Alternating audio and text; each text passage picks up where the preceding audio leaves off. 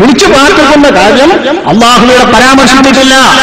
അള്ളാഹു പറയുന്നത് എന്ന ഒന്നാം മഫ്ഊലായ ഹായുടെ രണ്ടാമത് വന്ന മഫ്ഊലാണ് യദ്ഉവിന്റെ ആലിഹത്തൻ എന്ന് പേർ വിളിക്കുന്ന. അപ്പൊ ഇവിടെ നമ്മൾ ഒത്തം വെക്കുക, നിങ്ങളൊന്ന് പറയൂ, ശുറക്കാക്കും നിങ്ങൾ പറയുന്ന എന്റെ ഷെയറുകാരെ പറ്റി, അല്ലദീന തദ്ഊന മിൻ ദൂനില്ലാഹി, അല്ലാഹുവിന്റെ പുറമെ നിങ്ങൾ ഇലാഹുകളെന്ന് വിളിക്കുന്ന, അറൂനി നിങ്ങളൊന്ന് കാണിച്ചു തരൂ, നിങ്ങളൊന്ന് പറയൂ, മാദാ ഖലഖൂ മിനൽ അർദ്, നിങ്ങളെന്നോടൊന്ന് പറയൂ, മാദാ ഖലഖൂ മിനൽ അർദ്, ഈ ഭൂമിയിൽ എന്താണ് ഇവർ സൃഷ്ടിച്ചത്, ഈ ഭൂമിയിൽ എന്താണ് ഇവർ സൃഷ്ടിച്ചത് എന്ന് നിങ്ങൾ പറയൂ.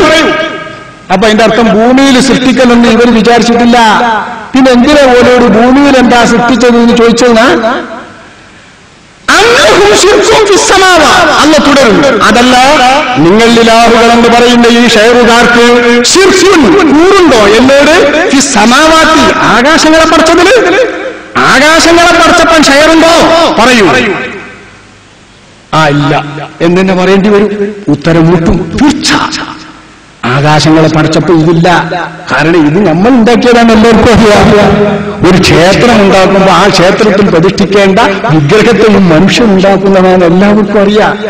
പിന്നെ അതിൽ ചില പൂജാതി കർമ്മങ്ങൾ വെച്ച് പ്രതിഷ്ഠിച്ച ശേഷമാണ് അതിൽ ദൈവിക അംശം വിഗ്രഹാരാധകർ വിചാരിക്കുന്നുള്ളൂ. അതിന്റെ മുൻപ് കൊണ്ടുവരുമ്പോ യാതൊന്നും വിചാരിക്കുന്നില്ല. ഇനി ഈ ദൈവത്തെ കൊണ്ടുപോയി മോഷ്ടിച്ചിട്ട് വല്ല നദിയിലോ മറ്റോ ഇട്ടാലോ കേവലം ശില്പം തന്നെ ആരും പറയുള്ളൂ, വിഗ്രഹം ആരും ചിലപ്പോൾ പറയില്ല. ഇത് പ്രതിഷ്ഠിച്ചത് കൊണ്ട് മാത്രമേ ദൈവമായി മാറുന്നതാണ്. അങ്ങനെയുള്ള ദൈവങ്ങൾക്ക് ആകാശത്തിൽ കൂറുണ്ടെന്ന് അന്നം തിന്നുന്ന മനുഷ്യൻ പറയൂല. ഭൂമിയിൽ അവർ സൃഷ്ടിച്ചിട്ടുണ്ടെന്ന് ബുദ്ധിയുള്ള മനുഷ്യൻ പറയൂല. അതുകൊണ്ട് തന്നെ നിശബ്ദതയായിരിക്കും അവിടെ മറുപടിയും ഉറപ്പാണ്. അപ്പൊ അള്ള ചോദിക്കുന്നു, ശുപാർശകരായിട്ടാണ് ഞങ്ങൾ ഈ ദൈവങ്ങളെ വെക്കുന്നത് എന്ന് അവർ പറയുന്നുണ്ടെങ്കിൽ ഇത് എവിടേക്ക് കിട്ടിയത്? ഈ ബഹുദൈവ വിശ്വാസികൾക്ക് നാം നൽകിയിട്ടുണ്ടോ കിതാബ? അതറിയിക്കുന്ന വല്ല കിതാബും നൽകിയിട്ടുണ്ടോ? അതറിയിക്കുന്ന വല്ല കിതാബും നൽകിയിട്ടുണ്ടോ? വേറൊരായത്തിൽ അല്ലാഹു ഒന്നുകൂടി കൂട്ടുന്നുണ്ട്,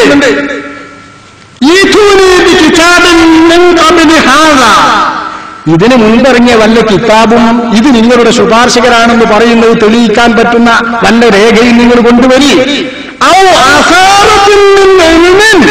അല്ലെങ്കിൽ പൂർവഗാമികളായ പണ്ഡിതന്മാരെ തൊട്ട് ഉദ്ധരിക്കപ്പെടുന്ന വല്ല മൊഴികളും കൊണ്ടുവരൂ. എന്താ അതിന്റെ ചോദ്യം? എടോ, ഇത് ശുപാർശകരായ ദൈവങ്ങളാണ്, ഇവ നിങ്ങൾക്ക് ശുപാർശ ചെയ്യും ദൈവങ്ങളാക്കിയാൽ എന്നാണ് കുടുംബം നിങ്ങളുടെ അഭിപ്രായമെങ്കിൽ ഇത് പറയുന്നവർ ആലോചിക്കേണ്ടത്, ഇത് നിങ്ങൾക്ക് എവിടെ കിട്ടിയത്? അല്ലാഹുവിന്റെ അടുത്ത് ഇവ ശുപാർശ ചെയ്യുമെന്ന്. ഇത് പരലോകക്കാരല്ലേ? പരലോകക്കാരൻ നിങ്ങൾക്ക് നമ്മൾ അറിയിച്ചു തരണമെങ്കിൽ ഇത് മുമ്പ് ഇറക്കി തന്നെ കിതാബിലുണ്ടോ? ഇല്ലെങ്കിൽ നിങ്ങൾ പരമ്പരാഗതമായി ഉദ്ധരിക്കുന്ന മൊഴികളിൽ ആര് പറഞ്ഞു എന്ന് സ്ഥിരീകരിച്ചു പറയൂ. എന്താ അല്ലാന്റെ ചോദ്യം? ഇന്നും സാധിക്കൂ, നിങ്ങൾ ഇവ ദൈവമാണ് ശുപാർശകരാണ് എന്ന് പറയുന്നത് സത്യമാണെങ്കിൽ ഫഹുമല ബയ്യനത്തിൽ നിന്ന്, ഈ ആയത്തിലേക്ക് തന്നെ പറയാം, നമ്മൾ വേദത്തിൽ ഇറക്കിയിട്ടുണ്ടെങ്കിൽ ഫഹുമല ബയ്യനത്തിൽ നിന്ന് ഇക്കാര്യത്തിൽ അവർക്ക് തെളിവുണ്ടെന്ന് പറയാം. ശരിയാ, അള്ള ഇറക്കിയിരിക്കണേ ഇവ ശുപാർശ ചെയ്യുന്ന നമ്മൾ വിചാരിക്കണമായിരുന്നു അള്ളാന്റെ റസൂല് ശുപാർശ ചെയ്യുന്നു. എന്തുകൊണ്ട്? അള്ള വേദത്തിലിറക്കി, റസൂൽ ഒന്ന് ശുപാർശ ചെയ്യും. മുഹയ്യദ്ദീൻ ശൈഖ് ശുപാർശ ചെയ്യും. എന്തുകൊണ്ട്? ഔലിയാക്കൾ ശുപാർശ ചെയ്യുന്നു, റസൂലുള്ള പറഞ്ഞു, വേദത്തിലിറക്കി. അപ്പൊ വേദത്തിലിറക്കിയത് നിങ്ങളുടെ ഈ ദൈവങ്ങൾ ശുപാർശ ചെയ്യുന്നുണ്ടെങ്കിൽ ഈ മുശ്രിക്കീങ്ങൾക്ക് ഇത് സംബന്ധിച്ച് തെളിവുണ്ട് എന്ന് സമ്മതിക്കാം. പക്ഷേ തെളിവ് കൊണ്ടുവരൂ. ഇതാ നമ്മൾ ആദ്യത്തെ ചേർത്ത് വായിക്കണം.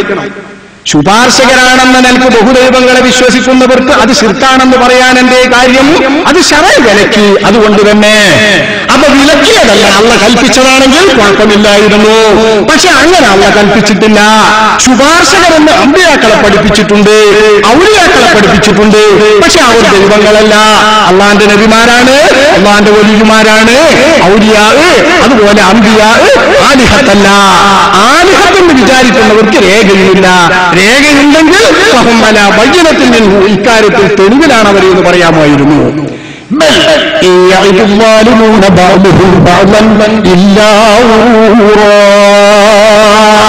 യാതൊരു തുണിയുമില്ലാതെ ജൽപ്പിക്കുന്ന ഇവരുടെ മേലാളന്മാർ കീഴാളന്മാർക്ക് വഞ്ചനാപരമായ മോഹങ്ങൾ നൽകിയിട്ട് പ്രലോഭിപ്പിച്ചു, പ്രകോപനങ്ങൾ നടത്തിയിട്ട് താക്കീതുകൾ നൽകിയിട്ട് പേടിപ്പിച്ചിട്ടുമാണ് ഈ വിഗ്രഹാരാധനയിലും ബഹുദൈവങ്ങളിലും ഇവര് പരമ്പരാഗതമായി തളച്ചിടുന്നത്. അല്ലാഹുവിന്റെ സമർത്ഥനം, എത്ര സുന്ദരമായ സമർത്ഥനം. സൂറത്ത് ഫാത്തിർ 40. ഞാനിതൊന്ന് വായിക്കാം. ഇതിന് ഇമാം റാസി അധികരിച്ച് فلما قال أرأيتم يعني علمتم هذه التي تدعونها كما هي, നിങ്ങൾ ഇലാഹുകളാണെന്ന് നിങ്ങളുടെ വാദത്തിൽ എങ്ങനെയാണോ ഉള്ളതെങ്കിൽ അതുപോലെ നിങ്ങൾ വാദിക്കുന്ന ഇവ വഅലാമാഹി അലൈഹി മിനൽ അജ്സി, കഴിവുകേടാണെങ്കിൽ അവന്റെ കൂടപ്പുറത്ത്, എന്നിട്ടും നിങ്ങൾ ഇലാഹുകളാണെന്ന് അവയെ പറയുന്നു. ഔ തത്തഹിമൂന ബിഹാ ഖുദ്റത്തൻ, അല്ലെങ്കിൽ ചില കഴിവുകൾ അവ കൊണ്ടെന്ന് നിങ്ങൾ തെറ്റായി ജൽപ്പിക്കുന്നു. നിങ്ങൾ ഇവ അശക്തമാണ് എന്ന് അറിയുന്നവരാണെങ്കിൽ എങ്ങനെയാണ് നിങ്ങൾ ഇതൊക്കെ ഇബാദത്ത് ചെയ്യുന്നതും ഇവയെ മാബൂദാക്കുന്നതും?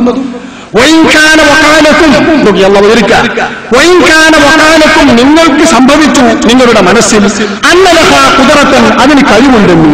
എന്നാൽ നിങ്ങൾ എനിക്ക് അറിയിച്ചു തരൂ ഖുദ്റതഹ, അതിന്റെ കഴിവിന്. ഫീ അയ്യി ശൈഇൻ ഹിയ, എവിടെയാണ് ഇതിന്റെ കഴിവ്? ഭൂമിയിലാണോ നിങ്ങളുടെ ദേവന്മാരുടെ കഴിവ്? കമാകാലബാലുഹും, മുശ്രിക്കുകളിൽ നിന്ന് ചിലർ അങ്ങനെ പറഞ്ഞിരുന്നു, ഭൂമിയിൽ തന്നെ കഴിവുള്ളവരാണ് ഈ ദൈവങ്ങൾ. അന്നല്ലാഹ ഇലാഹു സമാ, അല്ലാഹു മാനത്ത ദേവൻ, ഭൂമി ദേവന്മാർ ഞങ്ങളുടെ ഈ ദൈവങ്ങളും എന്ന് ചിലർ പറയുമ്പോൾ ഭൂമിയിലെ കാര്യങ്ങളിലെ കഴിവ് ഈ ദൈവങ്ങൾക്കാണ് അവർ വാദിക്കുന്നുണ്ട്. എങ്കിലും കാണിക്കണോ എന്ന് അവരെ കുറിച്ചാണ് അല്ലാഹു പറയുന്നത്. കണ്ടോ, ഭൂമിയിൽ കഴിവുള്ള ദൈവങ്ങളാണ് ഇവ, മാനത്ത് കഴിവുള്ള മാനദേവനാണ് വലിയ ദൈവം. ആ വലിയ ദൈവത്തിന്റെ കീഴാളന്മാരായി ഭൂമിയിൽ കഴിവുള്ള ദൈവങ്ങളാണ് ഇവ എന്ന് പറഞ്ഞിരുന്ന ചിലരുണ്ട്. അവരെ പോലെ ഭൂമിയിൽ എന്താണോ ഇവർ സൃഷ്ടിച്ചതെന്ന് അറിയിച്ചുക.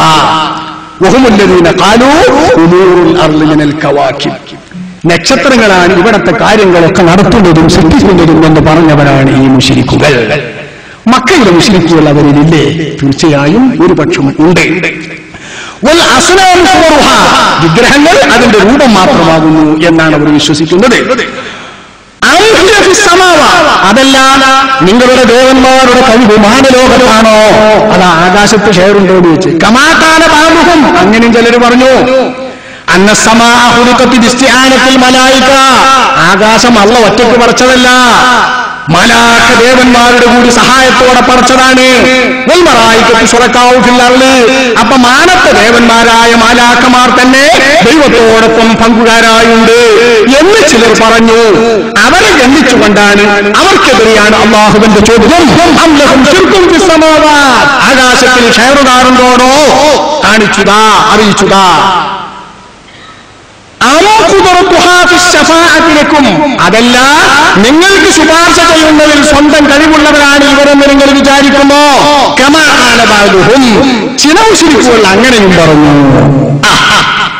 3 മുശ്രിക്കുകൾ, ആകാശദേവന്റെ കൂടെയുള്ള മുശ്രിക്കുകൾ, ശുറക്കാവിനെ വാദിക്കുന്ന മുശ്രിക്കുകൾ, ഭൂമിയിലെ കീഴ്ദൈവങ്ങളായിട്ട് നിബരി ദൈവത്തിന്റെ കീഴ്ദൈവങ്ങളായി വിശ്വസിക്കുന്ന മുശ്രിക്കുകൾ, കേവലം ശഫാഅത്തിന് കഴിവുള്ളവരായി മാത്രം വിശ്വസിക്കുന്ന 3-ാം തരം മുശ്രിക്കുകൾ, അവരെ അല്ലാഹു ഗണ്ണിക്കുന്നു.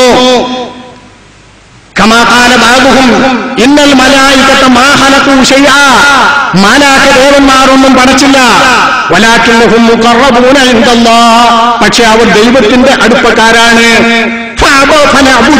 അതുകൊണ്ട് അവരെ ഞങ്ങൾ പൂജിക്കുന്നു, ഞങ്ങൾ അവർക്ക് ഇബാദത്ത് ചെയ്യുന്നു.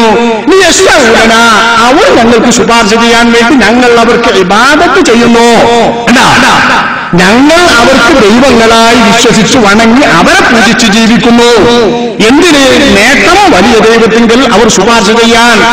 അങ്ങനെയുള്ള ചിലരുടെ വാദത്തെ ഗണ്ണിക്കല്ല ചോദിക്കുന്നു, ഫഹൽ മാഹും കിതാബുൻ മിനല്ലാഹി ഫീഹി, ഇക്കാര്യത്തിൽ വല്ല ലിഖിതവും വേദവും അറിയിപ്പുണ്ടോടോ, തെളിവുണ്ടോ? ഈ 3 ചോദ്യം വായിച്ചാൽ തന്നെ മക്കയിലെ മുശ്രിക്കുകളുടെ നിലപാടറിയില്ലേ?